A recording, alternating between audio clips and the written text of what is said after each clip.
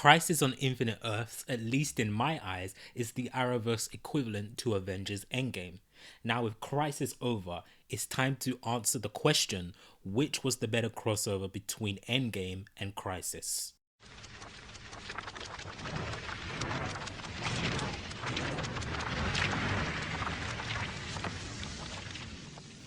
What is good, YouTube? Hopefully you're all having a good day, and wow, this is going to be a long one because this is the big Crisis on Infinite Earths crossover that we're going to be talking about today. I'm joined by Ben from the DCTV show and Declan McKinney from DC Central. Thank you guys. I think this is the first time we've come together since the season premiere of all the shows. Yeah, I think so. Yeah, like because after that week it was just Which is alternated. yeah, it was just it was a switcheroo. But yeah, anyway, we're all back together for the big crossover, and I'm glad to have you guys today because we have a lot to get through. And wow, I'm very excited for this because I've been meaning to get this off my chest, and here we go. So if you're new to the channel, be sure to subscribe to the channel to get more videos like this. Hit that notification bell so you don't miss a single upload. Like the video and share it with your friends to show your support. Okay, so regarding Crisis, now before we get into our overall thoughts on the crossover, I just wanted to say that I like to think Crisis on Infinite Earths, and I've said this to a few of my friends and family, that Crisis on Infinite Earths is essentially the Avengers Endgame of the Arrowverse. Which do you think was better between Crisis and Endgame?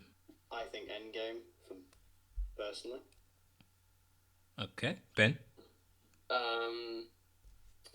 Was better, was like a better event. Yeah, which was the better cross? Yeah, the better event. Yeah, the better event. Honestly, I don't think I can compare them, but if you are making me compare them, I guess I would go. I think Endgame. You think Endgame? Okay. I agree. Endgame, definitely.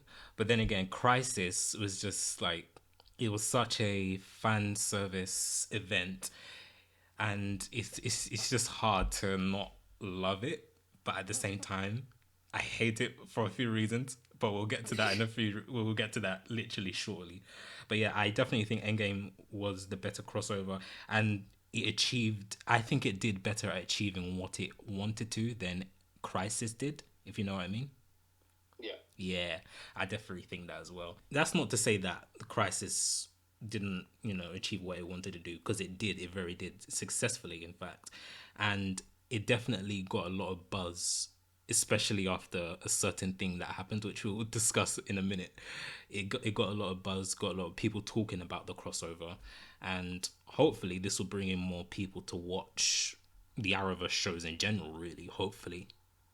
I mean, uh, people I know that I've told a few people, like my friends, uh, even my brother, like they don't watch the CW shows, but somehow I managed to convince them to watch Crisis. But yeah, regarding the overall crossover though, like I said, I liked it, but I hated it. And I hated it because they killed my guy Oliver twice. They killed him twice. The first time it was like it was a shock because it happened so early on, and it was like, what? Why are you killing him off so early on? Like, we knew he was gonna die because they spoiled it a year ago, but the fact that it happened so early on, it was such a surprise. But then obviously he came back, and I realized that I kind of overreacted initially. But then in episode 4, which is my personal favorite episode of the entire crossover, he died again. And his second death scene was so emotional for me that I'm gonna just say this right now. I don't even care. I'm not ashamed. I teared. I cried for a little bit. I watched and when it came to like the moment of silence scene, I watched that initially on Twitter before watching the actual episode, and that just really got to me. It really got to me because I don't know why, it just got to me, and it just hit me in the heart, and it was just emotional, and yeah, I just lost the words for it. But yeah. No, I'm completely the same. Like, I wasn't just tearing up or welling around the eyes or shedding a tear. I was full on, like, ugly crying. Yeah. Like, I'm not afraid to admit it. Yeah. I was sat there, and I was watching it at, like, 7 a.m, because I get up early to watch these things before I go to work in the morning, so I don't see any spoilers. And I was sat there, 7 a.m, just absolutely bawling my eyes out. I don't blame you. But yeah, what about you, Ben? How did you react to Oliver's death scene? I think the first one I was kind of sad, but I was a bit like you. I was a bit like shocked how fast it happened. But the second time, at the end of the crossover, I thought it was actually much more impactful. Yeah, it was definitely really good. I think I don't know, to be honest. I think I cried a bit, but I watched it at 3 a.m, so I don't remember. But I think I did cry a bit. Yeah, for me personally, it is I said this on Twitter, it's in my top 2 saddest Arrowverse death scenes. The other one being when Barry traveled back in time in season 1 to meet his mother and he saw him die. That's the other one. Which one is the saddest? I have to watch them back to back, but yeah, I don't know. Oliver, he started the Arrowverse and now he's gone, and it's because of Stephen Amell that Green Arrow is my second favorite hero of all time in the comics or any other media or anything. Stephen Amell is what made that happen. Obviously, I like the Green Arrow character in the comics, but the way Stephen Amell portrayed the Arrow character on screen, it just really resonated with me, and it's just sad to see him go. And I feel like that's why I kind of cried, because it's just emotional, because you value something so much and now it's essentially gone, really. But yeah, that's just me anyway. That's just me. Yeah. Anyway, enough of the gloomy side of this stuff. Now let's talk about the more surprising stuff, the more exciting stuff to talk about. So, what were your overall thoughts on the crossover as a whole? I think overall it was slightly underwhelming for me. Okay. The thing is, I think the first 3 episodes weren't particularly great, and then 4 and 5 they completely knocked it out of the park. Yeah. So it's kind of this weird balance. I compare it a little bit to Legends season 4, which may seem like a weird comparison, but if bear with me. It's like the thing in Legends season 4. My issue with that season was that they wrote it with jokes first, story later. And I described the first 3 episodes of Crisis to be written as if fan service first, story later. Yeah. Whereas episodes 4 and 5 felt very story and character focused. And I think that's the big, distinguishing difference between the two. Yeah. So I think that it's kind of a bit of a mixed bag overall. I enjoyed it, and it's definitely a fun watch, and there's so much good moments in it. But there's also a lot that really pissed me off about it as well. So I'm kind of very, very mixed on it as a whole. I mean, I enjoyed the experience looking back at it as a whole, but it's just, when I start to think about it, when I start to dissect it, there's a lot wrong with it as well. I kind of... Oh, yeah, you go on. Okay. I really liked it. It's not like the best crossover. I think the best 4-way crossover is, or 5-way now, is Crisis on Earth X still. Yeah, we'll get... Stop being a coward. Yeah, we'll get to that. Later. I said 4-way or 5-way crossover. Oh yeah. Oh yeah. I told you, Ben, you're gonna be in trouble today because of your tweet yesterday. So, but we'll get to that later. Right. No one's letting off. Okay, I'll get to that later. But anyway, yeah. So I really like Crisis, and I especially liked episode 4 and 5. I thought they were really good and a great way to end it off. I have to admit, the start of episode 5, I was a bit kind of confused because it was a very different tone. Yeah. But then it went back to sort of the same tone as episode 4. Yeah. About 10 minutes in, and I was, back into it. Yeah. I thought episode 1, 2, and 3 were very good. I think that Wait, so Supergirl's episode was number 1. Yeah. Then it was Batwoman. Yeah. Then it was The Flash. Then I thought Arrow. The Flash was very good. Mm-hmm. I thought Supergirl was very good. Mm-hmm. But it was Batwoman. I didn't really like episode 2 too much. I felt like that was a bit of like filling up time. Yeah. You know, filling up space. I think a lot of that could be attributed to the fact that, you know, this was Batwoman's writers and this is their first ever crossover. Maybe. Probably. But I don't know. I felt like it got better as it went on. Apart from obviously episode 2, but yeah, I really liked it, and I thought it ended very well. Obviously, I have my opinions on like the Anti-Monitor, because I felt like he was probably the weakest link of the whole thing.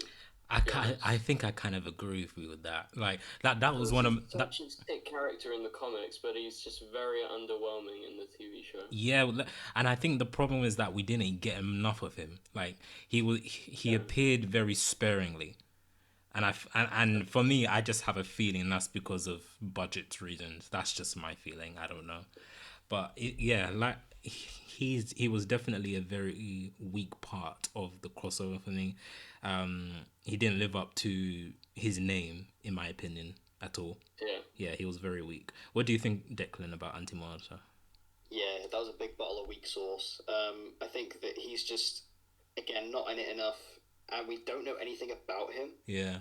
He just kind of shows up. Yeah. And there's no real explanation as to where he came from. Yeah. Beyond one line of dialogue saying he's from, you know, the basically opposite dimension, as it were. That, and then he's dead. That's it. So, exactly. It's kind of weird, because I thought in episode 4, the beginning of episode 4, or part 4, I thought we were going to get, because based on what LaMonica Garrett was saying, I thought we were going to get like a full-on origin story. Yeah, same. Yeah. But we just got more kind of backstory with the Monitor, which granted I liked, and I really like how they kind of play up the Monitor as being like this experimental scientist. I thought that was a really interesting direction. But we didn't get anything with the Anti-Monitor, so again, he's kind of a non-character. Mm-hmm. Yeah. I agree with everything you guys are saying. Do you think he'll return? Do you think that's it for him? Monitor or the Anti-Monitor? Anti-Monitor. No. I think the Monitor could. He's dead. Dead, Not the Anti-Monitor. Did he die? Yeah. Remember, before Earth 1 got wiped out, he died by Anti-Monitor. Yeah. So yeah, so Monitor's not coming back. I don't think anymore. I don't even remember that bit. What the hell? Yeah, it was Harbinger. Yeah. Killed him. Yeah, Harbinger. Well, technically Monitor in Harbinger's body, but yeah. Yeah. But yeah. Oh no. Yeah. No, I remember. I was. Yeah, funny fact. I came into the episode. It was really early on, right? No. It was towards the end. It was towards the end. Right before. Yeah, right before Anti-Monitor wiped out Earth 1. Oh, you mean in episode 3? Yeah, in episode 3. What? Yeah, but he came back though. Did he? No, he didn't. He didn't come stupid. I don't know. Why was he in episode 4? I forgot. He was in episode 4 because it was like a flash forward. It was a flash forward. Wait, no, not flash forward. Sorry, flashback. Flashback. Sorry. Yeah. Remember? I'm stupid. I thought he survived. No. He didn't survive. He's dead. He's gone. Okay. Alright, he did.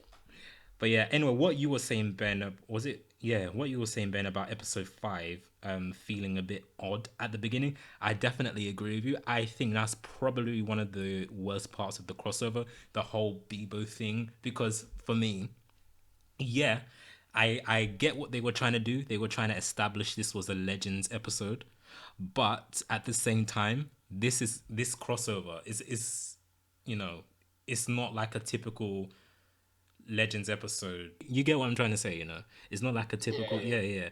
So it, for me, because other people who don't really watch these shows, they're gonna be watching this crossover, and when they see that, they're gonna be like, what the heck is this? Yeah, it's like because the tone of this crossover has been so serious. Yeah, The exactly. stakes have been so high. Exactly. And you just get Bebo walking in, and you're like, oh god, here we go again. Exactly. That was like my reaction. exactly. If this was this is coming from someone who actually found Bebo kind of funny in season 3 of Legends, but seeing him in this, I was like, fuck off. Yeah, exactly. I don't need you right now. If this was a normal Legends of Tomorrow episode, I mean, I guess okay, you can give it a pass because that's what they do. But this is Crisis, you know. It's supposed to be their biggest event, but oh well. But yeah. Behind on Legends still. Oh, speaking of Legends, Okay, so Legends, what season is coming now? Season 6, isn't it? Or season 5? Yeah. So season 4 of Legends started last year, September or October. I can't remember. I literally just finished it this week. Season 4 of Legends. Yeah, I haven't finished it yet. How comes you haven't finished it? To be honest, I think I loved the show until the end of season 3. Then I kind of lost interest in season 4. But I'm definitely gonna catch up. I don't know. I just had other priorities. So the thing about Legends, I've always never been a huge fan of Legends because it's just not my kind of show. The thing is, I was always a massive fan.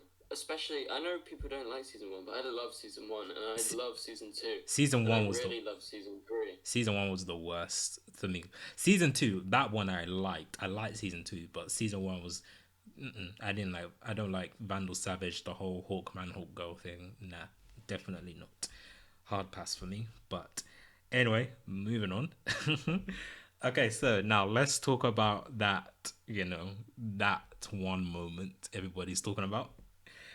Yeah, so in episode 4, Barry's in the Speed Force. We hear someone say, hello. He turns around and obviously we see Ezra Miller, the Flash from the Justice League, aka DCEU. And that in my opinion is probably the best moment, or the best Arrowverse, one of the best Arrowverse moments you'll ever get. In my opinion, it's such a mind-blowing moment. I don't think that will ever be topped unless Gal Gadot Wonder Woman appears, Ben Affleck Batman appears. I don't know, but I would die if that happened. Yeah, if that happened, the internet will crash. The internet will just crash. But yeah, I mean, Twitter already exploded with this. Exactly. My jaw was on the floor. Like. I mean, it's true, like, everyone, even who weren't watching the shows, knows about it. It went viral, and it was like a thing, like, everyone, like, even across movies and stuff like that, even people that, like, shit on the Arrowverse, people were like, oh, that's pretty cool. Exactly. No, I was gonna say, it's really surprising. I did not expect that, so I was like, what the fuck? I thought I was watching, like, a fan edit for a second. I was like, hold on, let me check. So when you first watched it, your initial reaction, like what did you actually do? I just physically screamed out, what? And then, because I couldn't quite comprehend what I was looking at, and then I had to, it was weird because I was looking at it going, because the image is kind of distorted. I think it's because of the filter they put over it, but it looks really strange, and I thought, is this like some weird deleted footage from Justice League they just like weirdly imported into this? I thought that as well. Yeah, I thought it was like some like weird footage that they just cut into this. But then obviously you find out afterwards that if you look at like online and stuff, Grant Gustin released set photos, so they did actually get Ezra Miller to film stuff. But like that was my kind of reaction. I was trying to work out, is this real or is this just like have they put this in randomly? Like it was so bizarre, and I was just like, to be honest, I don't remember barely any of the dialogue. I was just so like just just gobsmacked. I understand. And the thing is, when people say that when they initially thought that it looked like Ezra Miller wasn't there, I understand why they say that, because the way it was shot so weirdly. So it makes sense why they think that. But yeah, obviously they were both in the same room. But yeah. Yeah, the CW has a thing for weird filters. I think it was just another one for them. Now, regarding me now... what are you saying? Man. I was just saying, man, you say your opinion first. Yeah, so regarding me, the surprise, unfortunately, was spoiled for me, thanks to John Campea and Comic Book Cast No way. 2 on YouTube. I was just on YouTube, yeah, and I wasn't on Twitter or anything. I was just on YouTube, and the first thumbnails I saw, John Campea and Comic Book Cast 2 with Flash and Ezra Miller's Flash meeting. I'm like, what?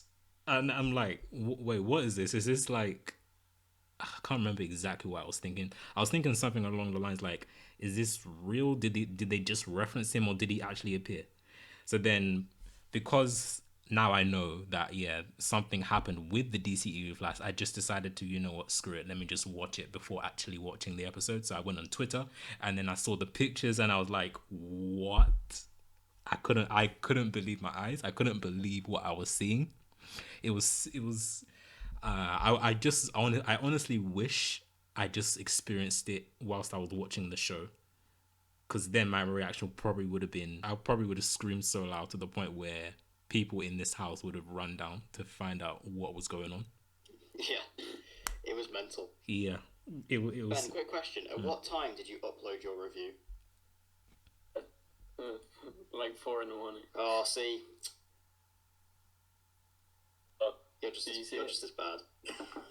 I know, I'm terrible, but come You're on. a trash human. I know, I'm sorry.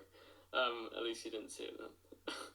And it's not my fault. But, yeah, my reaction, I think I was eating some food and I choked and I nearly died.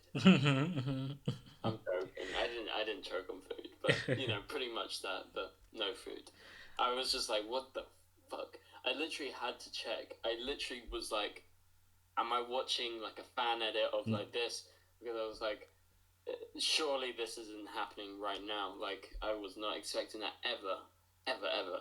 No, not at all. You know, I was just freaking out. I was just like, what did I just see? Yeah. What? And the thing about that scene, yeah, if you take that scene out of the entire episode, it doesn't change anything. It serves no purpose. But to me, I don't really care. I'm giving that a pass, because the fact that they were able to pull this off in anyhow, I don't care. I'll take it. I will still take it. You know, I think this was. I think this was. Not only was it just a cool thing that they wanted to do, because I do know this is actually Warner Brothers' decision. They asked. To have him in. Exactly. I think what this is there's obviously been so much speculation surrounding whether Ezra Miller is still in the role and things like that. I think this was them saying, Ezra Miller's our Flash. Yeah. And here you go, have a scene with him. You know, you've not seen him in a couple of years. Here he is. Yeah, exactly. You know? I was speaking of not seeing him in a couple of years. Fun fact, Ezra Miller is now the one DCU character who's appeared in anything more than any other DCU character. If that makes sense. Yeah. Because we have Suicide Squad, we have Batman v Superman, we have Justice League, we have, what was the other? I'm sure there was another appearance. Squad, Batman v Superman, Justice League, and then this. Yeah, this one. 4. I'm sure there's one more. Or am I thinking about the Flash movie that he will appear in? I'm probably thinking about the Flash movie, but yeah. Anyway, regardless of that, it amazes me now that every time I'm watching a DCEU film on screen, so for example, obviously Wonder Woman 1984 is coming out this year. When I'm watching that now, in my head, I'm just thinking this is actually part of the Arrowverse multiverse, which is incredible. I can't like this one scene has just changed everything, and it's just so. DCU fans are fuming. It's just, I can't. I'm honestly speechless. I can't really put my words together. I'm lost of words, because it's such incredible. It's so incredible to think about. So speaking of the DCEU, do you think that we will see more of these characters interact with the Arrowverse, or was this just a one-off? Do you think? I think it's a one-off, but I think that, you know, it's just one of those things that this was the ultimate time they could have done it. This was like, you know, as you said, this is like the end game. This is their biggest thing. That I think this is the biggest thing the Arrowverse has ever done and ever will do. Yeah, 100%. You know, you can't really go bigger than Crisis on Infinite Earths, so I think that, you know, this was kind of a one-off thing. I mean, who knows? Maybe in the Flash movie, if it actually comes out with Andy Muschietti, we might see Like, what would you do if Grant Gustin showed up in the movie? I was the thing is I was gonna ask that question. Do you think that we will see this scene that we saw in Crisis, but from Ezra's perspective at any point in the Flashpoint movie? I'd love to see them at least reference it. I think it'd be awesome because obviously this actually, like you said, that this has no impact and it had it had no point to it. But really, like from the TV perspective, it didn't. But from the movie perspective, it kind of did because Ezra officially got named the Flash now. Yeah, that's true. That's true. Actually, okay. So now when you're watching the Flash in the movies, you're thinking he got this name because of the TV show. Yeah, like Barry Allen. I can't. Barry Allen. I'm the best Barry Allen. I don't know. But anyway, what do you think, Ben? Do you think this is a one-off or we'll see more of this? I think it's a one-off, but I think there's a chance, because they're doing Flashpoint, there's a chance that there might be a cameo from Grant or something, like, maybe he's running through, like, Speed Force or something, and he sees, like, a flash of, Grant's Flash. Yeah. I think that's a possibility, but maybe next crossover we get, like, a nice little cameo from, say, I don't know, a different character, like Harley Quinn or, like, Joaquin Phoenix. No. Yeah, like a Harley Quinn or something like that. There's a possibility now. I wouldn't say that that the DCEU's in the Arrowverse because, he kind of got erased at the same time. So he's in the multiverse. Yeah. So I would say that there's a chance maybe has a cameo in what's called in Flashpoint, but more likely than not, they're not going to have big roles or anything. Yeah, like of course that not. in the Yeah, film because they, the CW shows film all year round, and they have only the summer off. So yeah, of course not. Yeah. One thing that I was thinking about though, is how was Ezra Miller actually there to begin with? Because technically he shouldn't be there. Technically everybody apart from the Paragons should be dead. So how is Ezra Miller's Flash in there? Unless he was in the Speed Force when it happened, when all the Earths were vanished, and he's just been there since. That's my only explanation. What do you guys think? I didn't even think about that. Yeah, I mean, I guess maybe he was in the Speed... Maybe that's what that filter was. Maybe that's what that filter was sort of representing, is they were both in the Speed Force at the same time. I'm guessing that's what it was. I don't actually know the reason as well as to why he was there, but I'm guessing it's just, I don't know, it's kind of confusing because I don't exactly know why it happened, but it was a cool scene. Yeah, it was a cool scene regardless. I feel like the idea that I got was that it was just like Barry was, they were both put in the Speed Force and it just so happened to be at the same place, something like that. I'm not sure. Well, anyway, let's now move on from Ezra Miller's Flash, because I can just talk about this all day, but we don't have all day, unfortunately. So, even though they're not exactly called the Justice League, we basically officially have the Justice League now in the Arrowverse, thanks to the Hall of Justice and the Big Round Table. Now, do you think that this is the core team, or we will have more members introduced? I think that this is. I think this is the team. I think that I have to say I love this team. Yeah. I think this is a great team. Yeah. The only thing is that I just wish Green Arrow was there. Yeah, I do as well. I mean, obviously, it's really nice that they gave him that seat, to kind of in his honor. But the team itself, I think that is one powerful team right there. Yeah, it definitely is. So I think that the next crossover will be something like they won't call it the Justice League. They probably will just say like title it Justice, maybe something like that. I don't know. Yeah, because I believe the reason why they didn't say Justice League is because they're not actually allowed to say it. Yeah, I know. Yeah. I know. Yeah, it could be. They could just call it the Justice Society, like the other ones.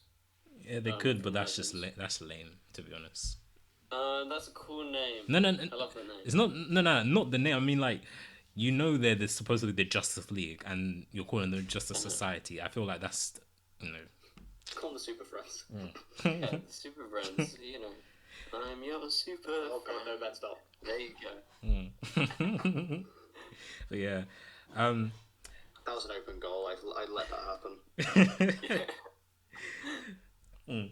so speaking of the Justice League team, so do you think now it would just be these characters and not the other heroes?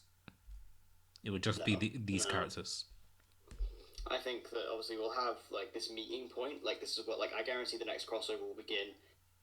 Like you'll have obviously the first little shot, which will like establish the threat or whatever, and then we'll have everyone will meet here, and that will be the thing. And then I assume the team will kind of get disbanded into different areas. Yeah. And that's where they'll have to like bring in their own characters and stuff. So like say like, Clark and Kara have to go off to do one thing, and they'll bring Jean with them, and they'll bring in like Brainy and other characters to go with them, and then Barry will go off and bring Cisco, Caitlin, whatever. I think that's sort of how it will play out.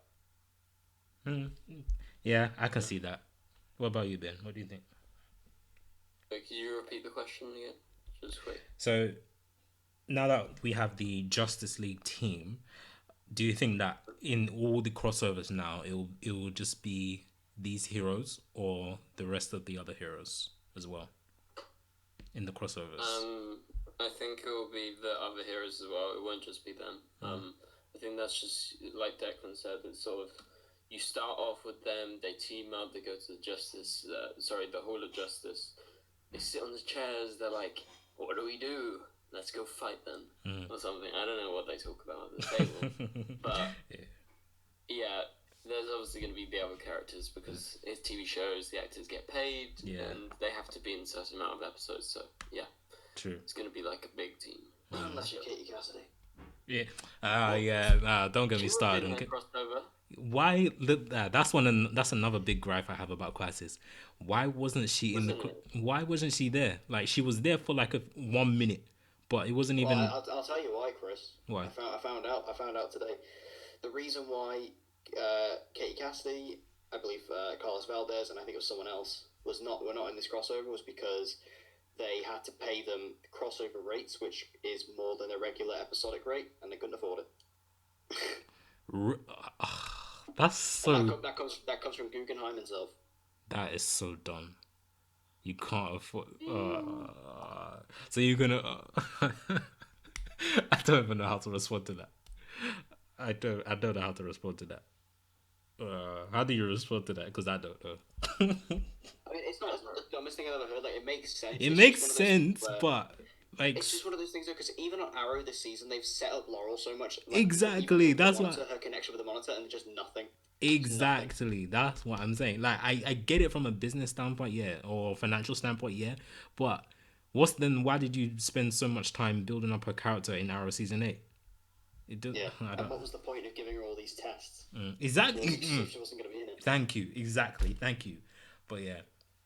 And speaking of Laurel, if the multiverse has now changed, then what does that mean for Earth 2 Laurel? Did she merge with Earth 1 Laurel, or does this mean that the Laurel we see in the new show, in the Green Arrow and Canaries, is a completely different Laurel, completely new Laurel, one that we've never seen before?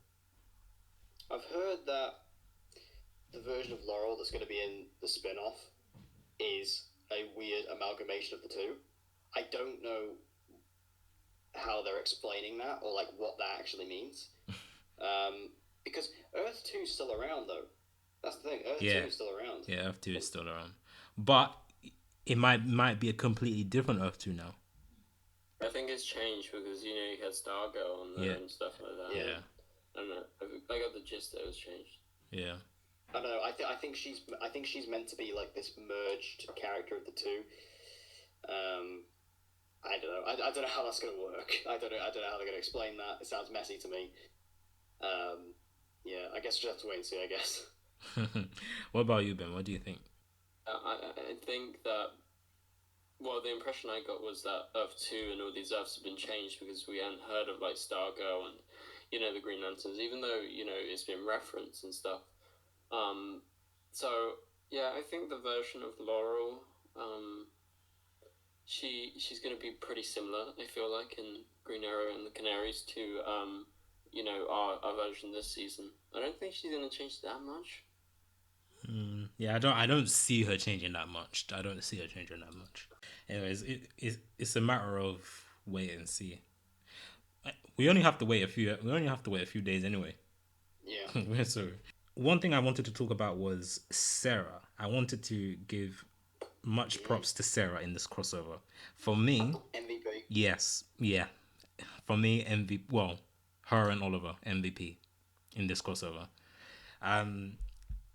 She really stepped it up in terms of how important she was, because she hasn't felt that important in previous crossovers, but this one she felt important. Because she was at the forefront. She felt like a leader. To me, she felt more like a leader than Barry did, in my opinion. Yeah. Like she was the kind of one. took up Oliver's. Yeah, she was the one who was commanding everyone. Who was giving everyone orders. She gave Barry orders. So that's just making. So here for it. Yeah, and I love that. Sarah is my second favorite female in the Arrowverse behind Thea, of course. Girl. But yeah, so that's just making me question: is Sarah going to be the new leader of the Arrowverse going forward? Oh, I hope so. I hope so too. Although, what I will say is that, I mean, Sarah was the biggest standout for me in this crossover. Loved her so much, and the thing is, it's because she had good writing. Yeah, she did, 100%. She's been stuck on Legends, where she's been getting awful writing, and her character has just been completely different to the character that she started off being. As soon as she stepped into this crossover, she immediately went back to the same character that she played back in like season 2. Yeah. And I was like, this is amazing. Mm-hmm. This is so good, and that's the way she was throughout the entire crossover. Yeah. And it's really a shame, because I can look at the footage we've seen from like season 5 of Legends so far, and they've just gone back to that awful version. I mean, I'd love for her to be the leader. Yeah. Because she was so good in this. Yeah, same for me. Yeah, I mean, like I said, I just wanted to sing praises to Sarah, and I can do so all day, because it's just, it's a beautiful thing. And same with Ray as well.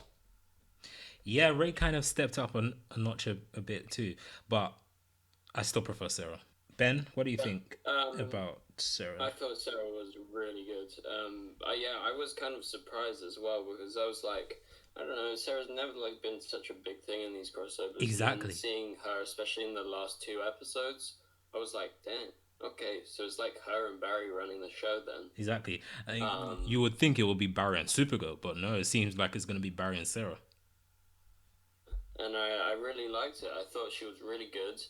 And I thought it was a nice breather from season 4 and what she's been doing, like you said, Declan. I just thought it was really good. She was really, really good. Mm-hmm. Definitely. Hopefully she continues this, but I'm not really holding out any hope, because Legends, not really my favorite show, but I get by it. Anyway, so another thing that I want to talk about is that John Cameo, you guys know John Cameo, yeah.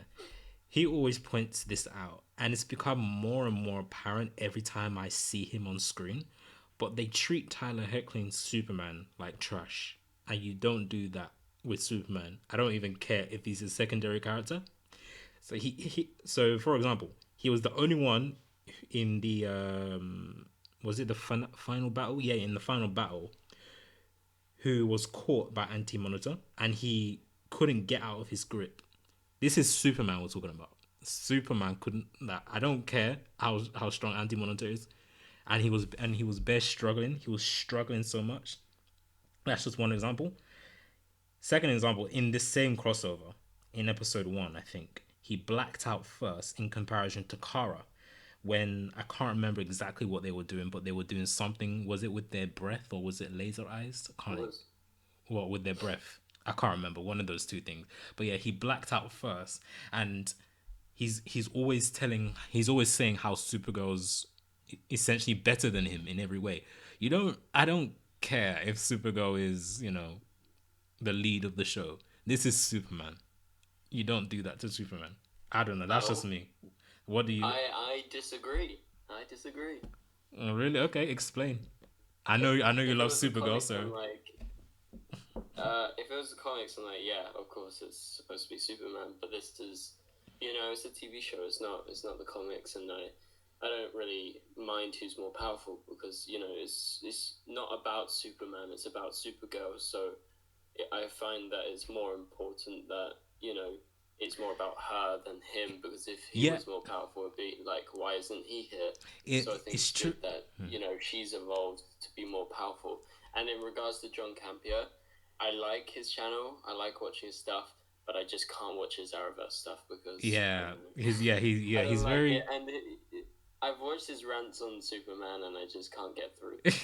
I think they're funny, to be honest with you. I always laugh. I laugh when he does it. But yeah, it's just become more and more apparent to me every time I watch it. Like at first, I didn't realize it, but yeah, the more I watch it, the more it's become more apparent. And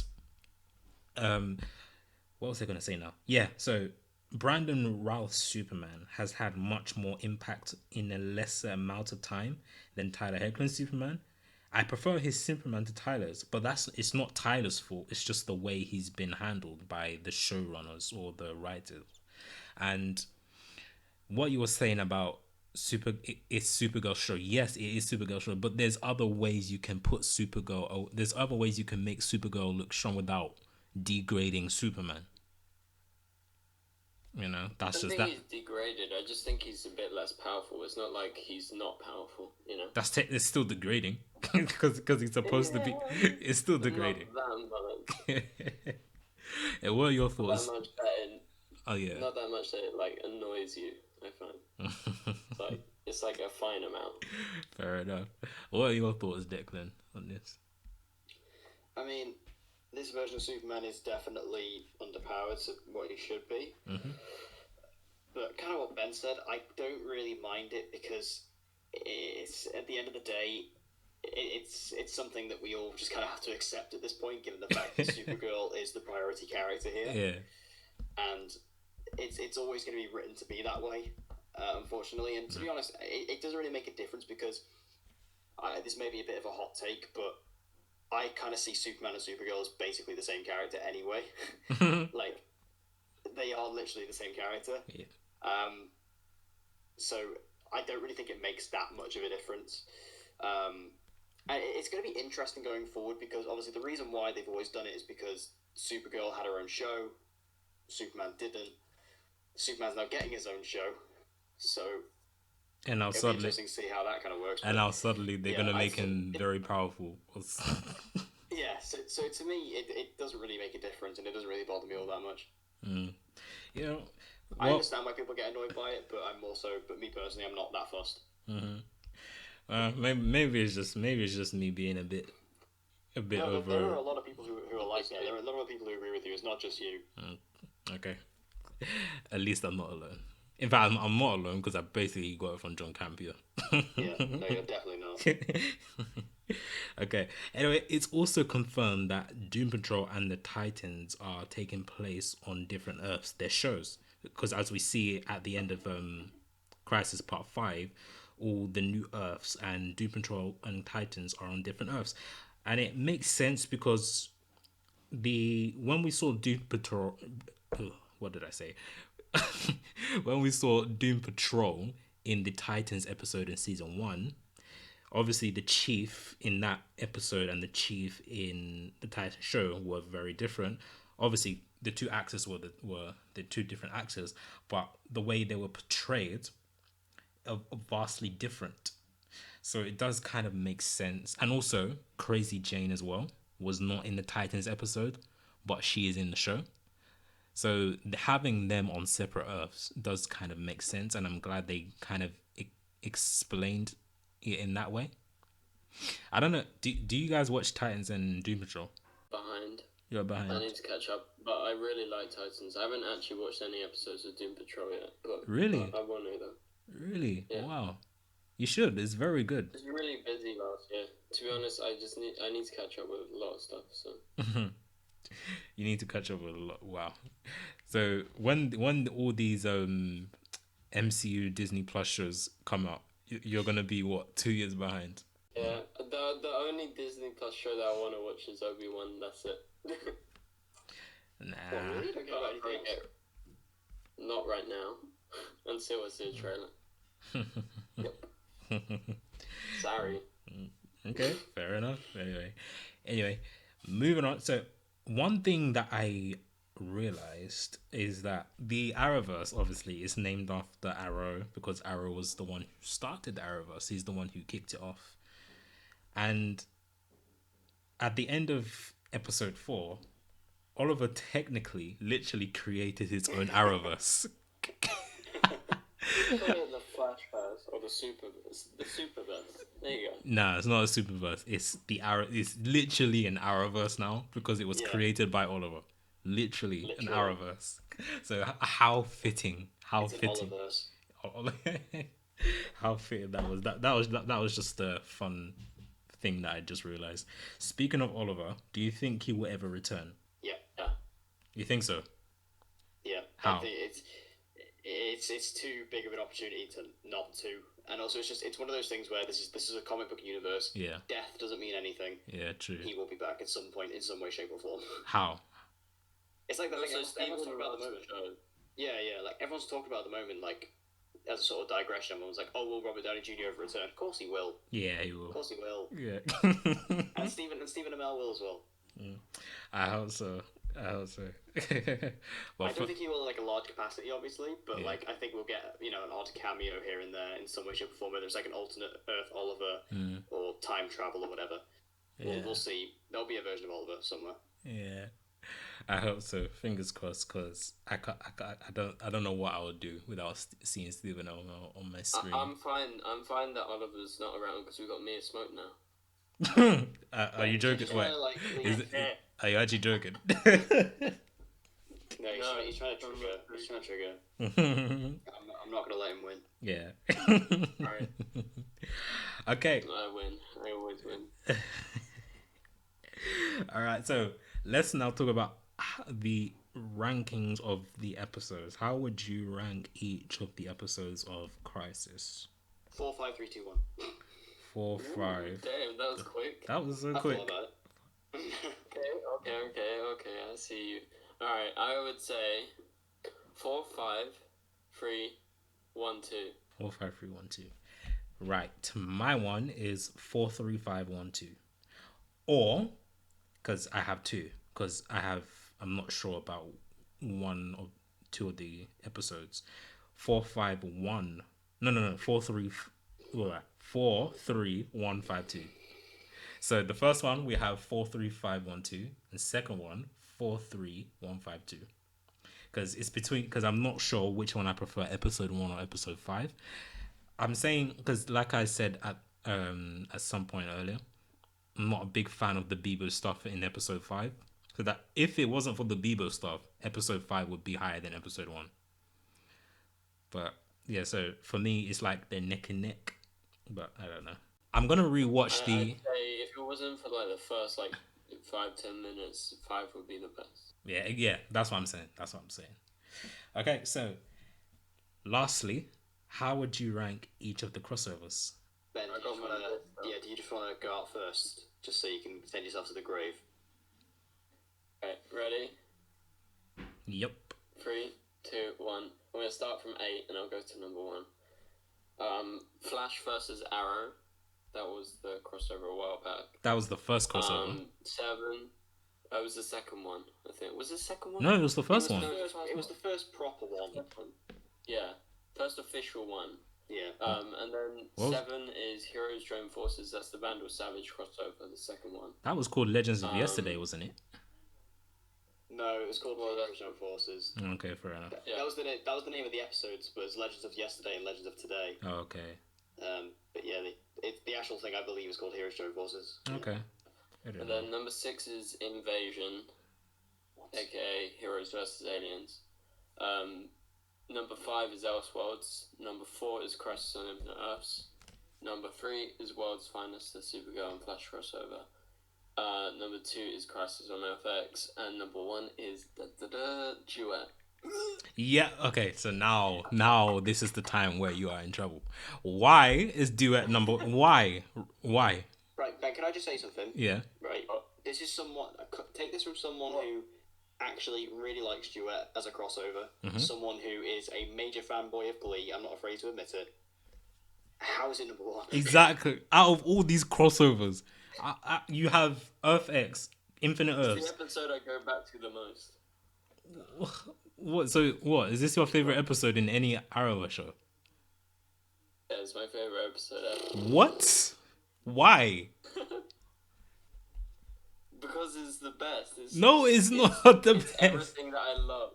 It's our Flash characters, the Supergirl characters. It's them. It's showing the talent. I just fucking I love musicals, and you know, I don't know. It's just the best, and I've watched it so many times. I got the songs on my phone. I watch the episodes when I like fly or go on a long journey. I'm like, yeah. But, oh wait, what Arrowverse episode should I rewatch? Oh, let's rewatch Duet. That's what happens every time. Look, it's your opinion, and that's fine. No. You're wrong, but it's fine. Exactly, you're wrong, but okay. Okay. But what do you think about my other rankings, like Crisis on Earth X second? What's your thought on that? I mean, I guess I can accept that. Yeah, I can definitely accept that. Earth X second. Alright. Yeah. So Number 3, World's Finest, Supergirl and the Flash crossover. Too high. you just really, nah, I can just tell you just really love Supergirl and Flash together. No,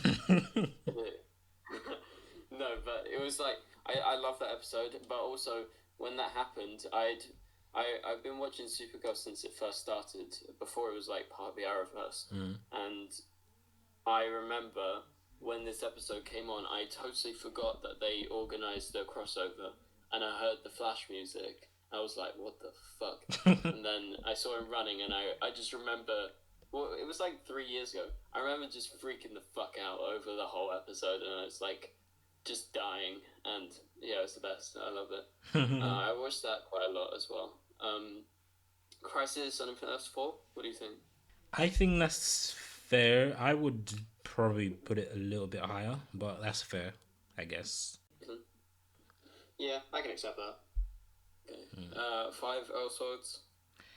Elseworlds. Yeah, again, that's another fair one.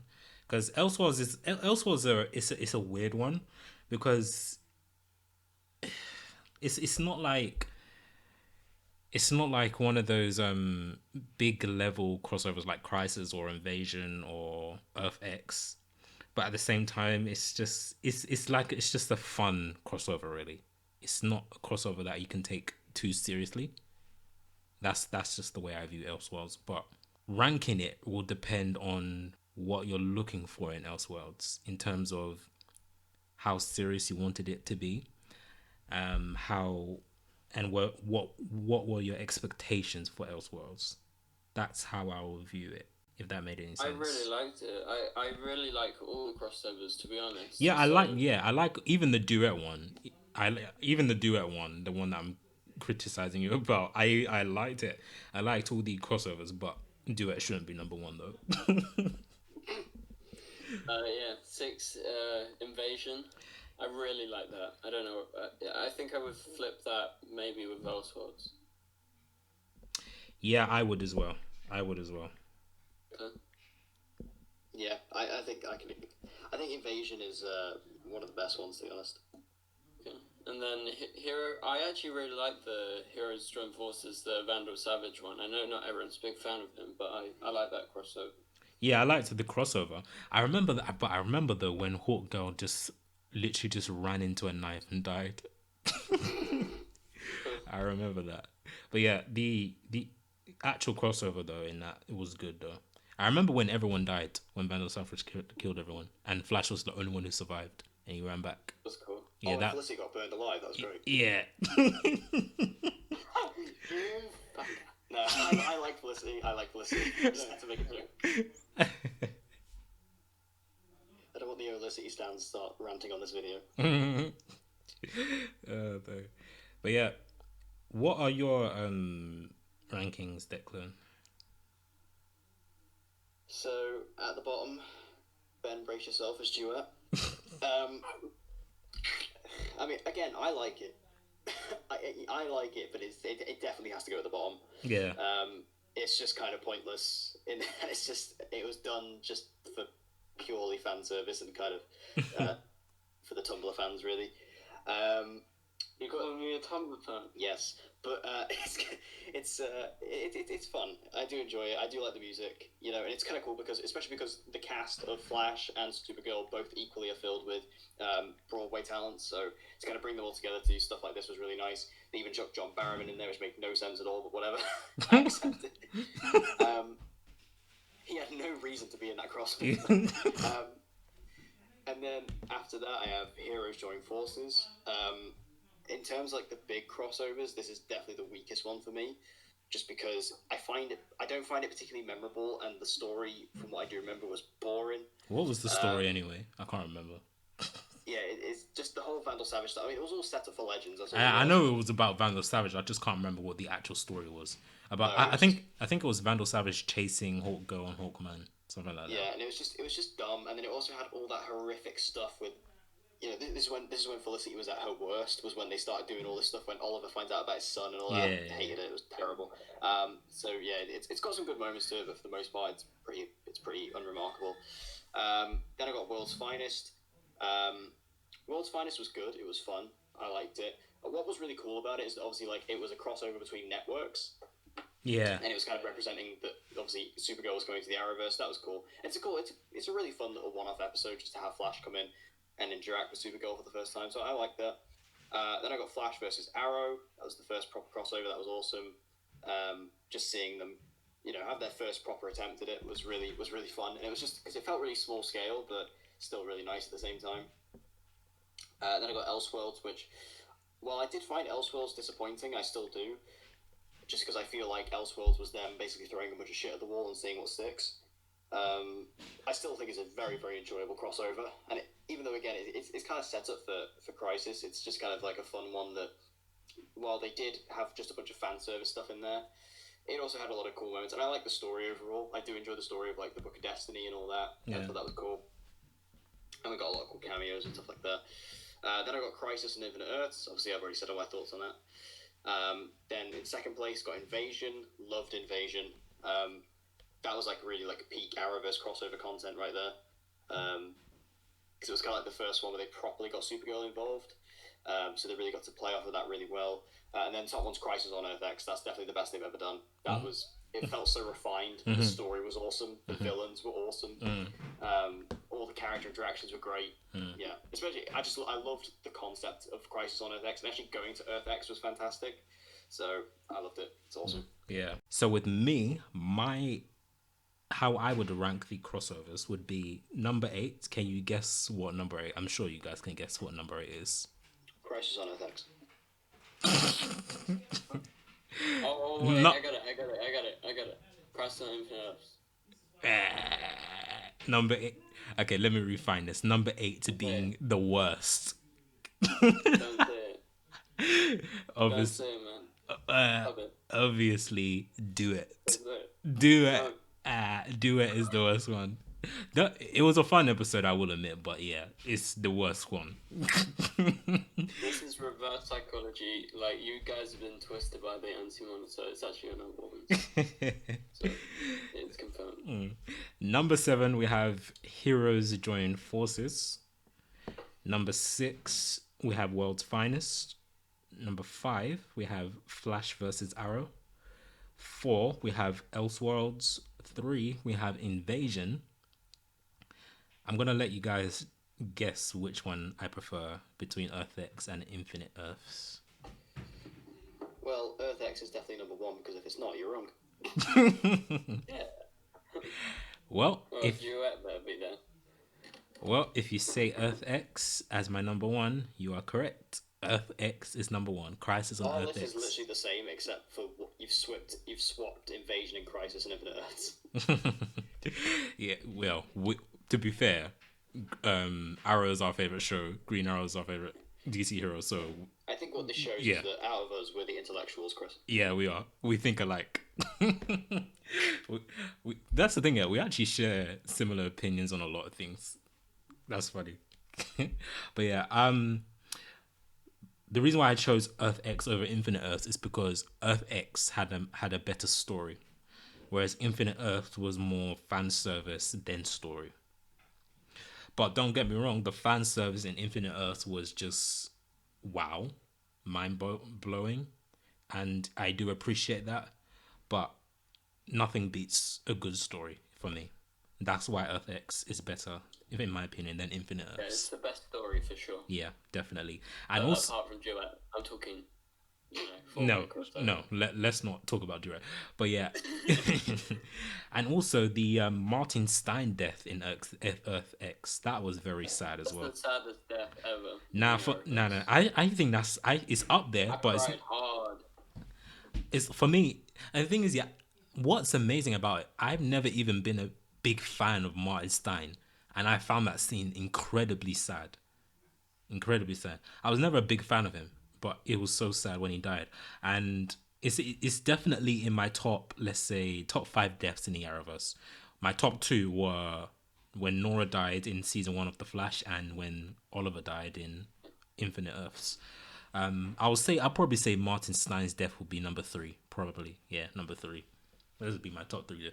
Okay, how would you rank those 3 deaths if you were to give? My top 3 is kind of similar, but I would swap out. So I think my number 1 is probably Oliver. Yeah. And then my number 2, instead of Nora, I'd swap it out for Quentin in Arrow season 6. Okay. And then number 3 is Martin Stein. Okay, fair enough. I really loved Nora's, because it's the way Grant Gustin acted in that scene. That's what made that scene so emotional in season 1 of The Flash. With my list, you can tell I'm an Arrow fanboy. Yeah, you are. Wait, just to mention, what about Tommy Merlin's death? Yep, that's in my top 5. That's probably 4th or 5th for me. Yeah, not quite. Moira Queen. See, Moira's wasn't really emotional. It was epic. Yeah. That's yeah. You dog. That's all. Nah, Moira's was just like Moira's death was like, I'm a bad bitch. You can't kill me. Yeah, exactly. Okay. Exactly. I will live on. I love Moira. I love Moira so much.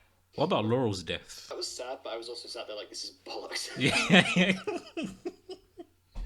Yeah, I agree. Okay, Nora Allen Jr. Yeah, that was quite good. Yeah, that was quite good. Yeah. Wait, which death? Nora Allen Jr. Yeah, that was good. I like that. But I really like you said, I think actually one of the saddest moments, or like one of the most like moving moments ever on like any of the shows, is actually at the end of season 2 when he does Flashpoint. I don't know why, but that scene always, you know, when he saves his mum, I feel like that's always just as impactful as like in season 1 when he sees his mum die. I don't know. You know, what else is super impactful is when Iris and Mon-El have to bring their lovers back through the power of love in the duet crossover. It's really emotional. It's really hard hitting that. No. Thank you. Do you think we'll ever see Batman in Yes, suited up in the Arrowverse? Eventually. Yeah, I think eventually. Yeah, I think it's going to be like Superman or Supergirl. I think we'll see it. The only problem with that is that obviously Batman is going to be very much apparent within the next couple of years within the DCEU because of the Robert Pattinson version. Yeah. So that might restrict it a little bit, because obviously the reason why I think they've been able to use Superman so much is just because Warner Brothers have no plans for a Superman movie anytime soon. Yeah, that's true. So I think, you know, Batman might be a bit more restrictive, but maybe in a few years, maybe. Hopefully, that if they want to do it, now will be the best time, because once Robert Pattinson's Batman comes on, then that's it. He ain't coming. I don't think there's any chance, to be honest with you. So now will be the best time, whilst Robert Pattinson's Batman is not on screen yet.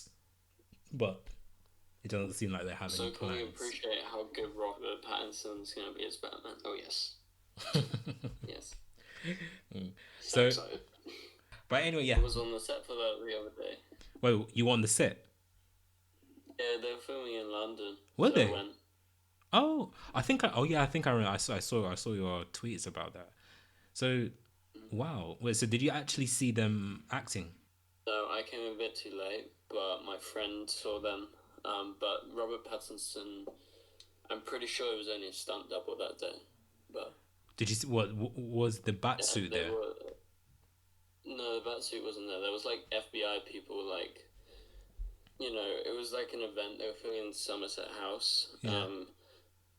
And there was like a burning building nearby and stuff like that. There was police cars, there was reporters. There was Batman and Bruce Wayne on a motorcycle, but that's who I thought. We're pretty damn sure that wasn't Robert Pattinson. I think that was a stunt double. Okay, fair enough. But anyway, yeah, so I guess that pretty much wraps up the Crisis on Infinite Earths crossover podcast. This probably the longest. No, not probably. Definitely is the longest one we've done. To no surprise, to be honest with you, because it is Crisis.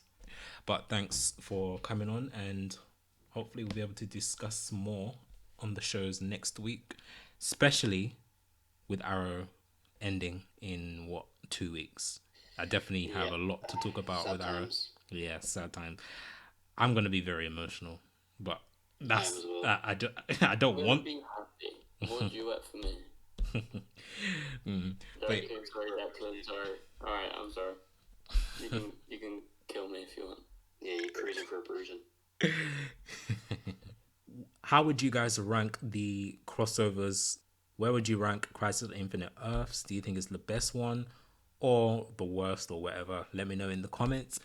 How would you rank each episode of Crisis? Let me know in the comments down below. And also, going back to the very first topic of this video, which one do you prefer between Crisis on Infinite Earths and Avengers Endgame? Which one do you think was better? Let me know in the comments down below. And give a like to this video if you're new. Share this video with your friends. Subscribe to the channel. And subscribe to Declan's DC Central channel. And also subscribe to Ben's DCTVShow channel. I will leave their link in the description. Thank you guys for listening. And I'll see you guys later for more videos.